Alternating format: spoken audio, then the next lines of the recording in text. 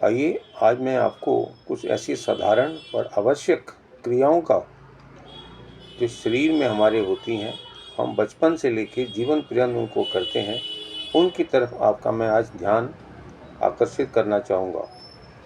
ये ऐसी क्रियाएं हैं या एक्शंस हैं जिसका समय पे होना बहुत ज़रूरी है, क्योंकि इनको समय पे करने में हमारे शरीर पे एक प्रकार का संतुलन बना रहता है और हम निरोगी नहीं हो पाते हैं।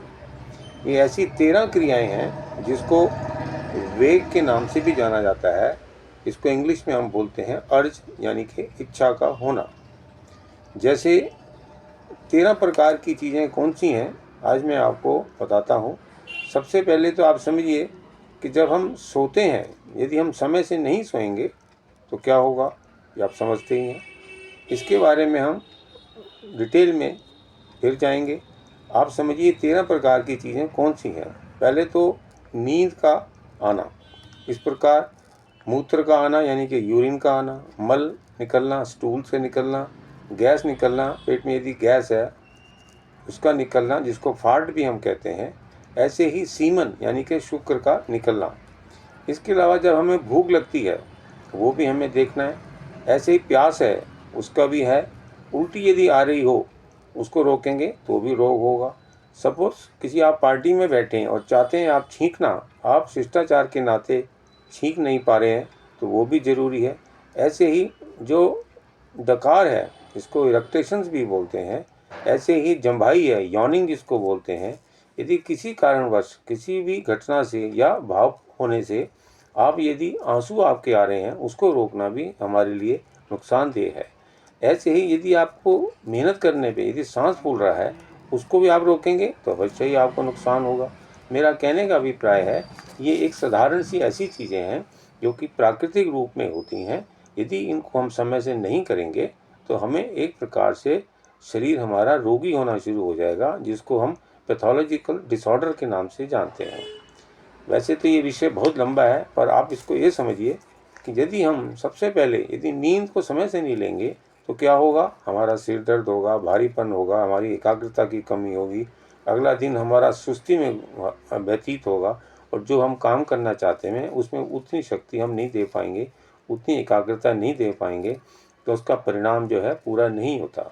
रही बात सुबह के टाइम में, आप यदि लैट्रिन देर से जा रहे हैं, आप बेशक चाहे अपने बेड पे पड़े हुए हैं, नहीं जा रहे हैं, आपने मूत्र भी रोका हुआ है, लैट्रिन भी रोकी है, लैट्रिन के रोकने से यदि रोज़ की आपकी आदत बन जाती है तो इससे हमारे को बवासीर होने की संभावना है, एनल फिशर इसके होने की संभावना है।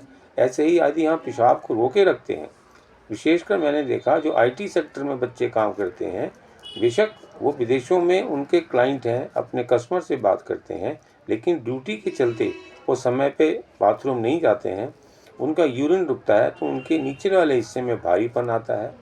उससे कहीं ना कहीं यूरिन में इन्फेक्शन भी होने की संभावना है।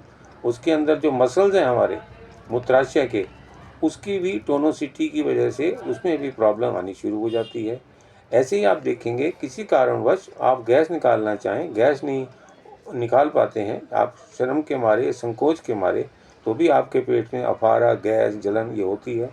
ऐसे ही यदि आप भूखे हैं, भूख लगी है, किसी कारणवश आप नहीं खा पा रहे हैं, या यूं कहे आप डायबिटीज़ है तो भी आप समझें, आपको यदि भूख लगी है, समय से नहीं खाएंगे तो शरीर में कमजोरी आएगी, चिड़चिड़ापन आएगा, ब्लड शुगर आपकी कम हो जाएगी, ये भी एक नुकसानदेह है।